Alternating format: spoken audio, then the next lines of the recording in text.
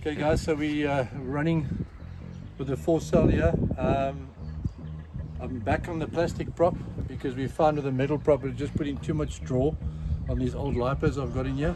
So let's have a bit of fun. I'm not sure.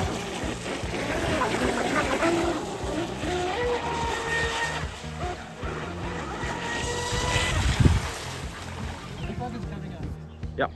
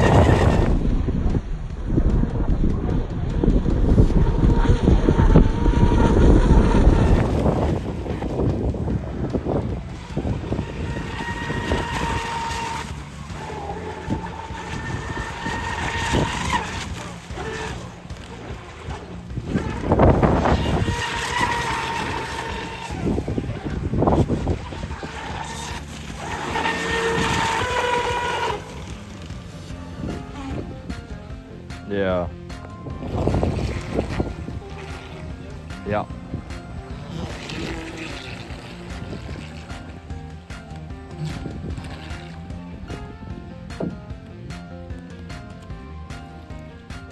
Look what I did to the prop. Just blew the prop off. Sure. They just blew the plastic prop off, but it's a lid in the water there. You see if you pick something up, but she's flying. So that was a lacquer run, as we say. You like my little boat stand here. The radio pops off here. Got a tray there to put bits and bobs in. I got this little breaker on here. Clips on there. So it's nice and at the ready. Anyway, so yeah, that was a lacquer run. Boat's looking good. It was the third run. I've had it on the water. I've made a few adjustments to the setup. Actually moved the motor up a little bit with the previous setup. What I find with an outboard sometimes is if you have the motor slightly too low, it actually lifts too much of the boat out the water, and then the boat's very unsteady. So I lifted it up 1 or 2 millimeters, and you can see it's already steadied the boat incredibly. We blew the plastic prop off. I don't know if I actually just flexed the blade off or if I actually hit something in the water. There is a lot of litter in the water today for some sad reason.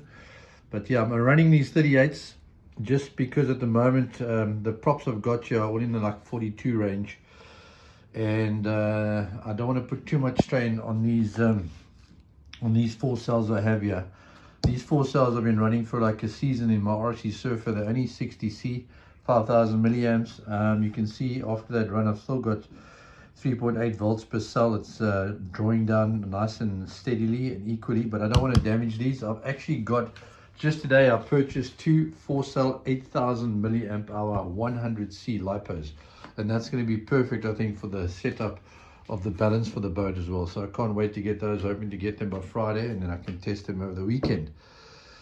So having great success with the leg, really liking how the boat looks on the water, bearing in mind that this is only my 3rd run, and I think the boat's looking lacquer on the water. It's looking fast. The corners just grinding through the corners like it's on rails. I never have to worry about it rolling out. The harder I turn it, the harder it just digs in and goes.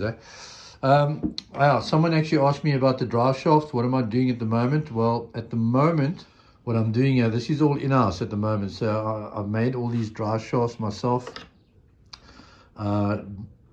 Brazed the flex shaft onto the drive shaft here. You can see that.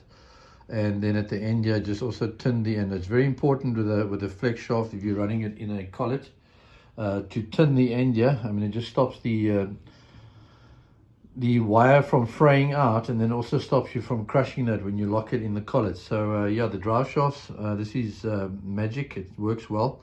What I want to say, yeah, you can see what I'm running in the drive shaft. This is effectively a drive shaft housing. This is what gets brazed in there. Okay, that's what you can see the bush here. It runs to, just put these bushes on here quickly. It runs to self-lubricating Teflon bushes. So there's plenty of carry there, 20 mil of carry. And at the moment, this is the flex shaft system I'm running. But I've given it a lot of thought. You guys can see I've made a modification here so that you can run a collet and tighten from the outside. But I've given it a lot of thought, and what I'm setting out to do at the moment is actually being manufactured at the moment, is that I want to actually run a square drive at the bottom, okay, and then it's going to be connected to the collet at the top. So you're not going to need this spanner opening here. You're actually going to fit your drive shaft in the collet before you mount your motor. This motor is actually going to be on what I call a key slot, so you can have your two 3mm M3s in your motor. You're going to drop it on, rotate it, it's going to key slot and lock, okay, and tighten it up, and then it's going to be a square drive that's going to fit in here. And I've done that for a number of reasons. First of all, I don't know, I mean, I don't know how long these shafts are going to last. I've got a good feeling about these shafts, so I don't think they're going to snap and be replaced too often. But if they need be, I'd rather be supplying just basically a flex shaft like this, okay, that you can just fit, rather than have to supply it with the actual drive shaft. The other big thing as well is, which is a problem with this, is if your flex shaft breaks with this type of setup here, this drive shaft is going to pull out, and you're not only going to lose your drive shaft, but you're going to run the risk of losing a prop. And I know if you guys are anything like me, props can become quite sentimental, and if you lose a good prop, which either costs you a small fortune or you spent hours shaping it, it can be a disheartening moment. So I just think at the end of the day, it's going to be the better choice. Number one, that you're not going to lose a prop if and when you do snap a drive shaft. And number two, it's going to be easier to fasten your flex shaft by having it with the motor out than within. Not that this is too difficult, but it's just going to be that little bit easier. So anyway, that's it. Yeah, I'm looking forward just to keep hacking away at making things better and better, and I'm sure I'll be sharing a few more runs with you guys over the coming days, and really maybe report back to you if I get a chance over the weekend to have some length of run time with those new 8,000 milliamp hours, just to let you know what type of run time I'm getting out of those.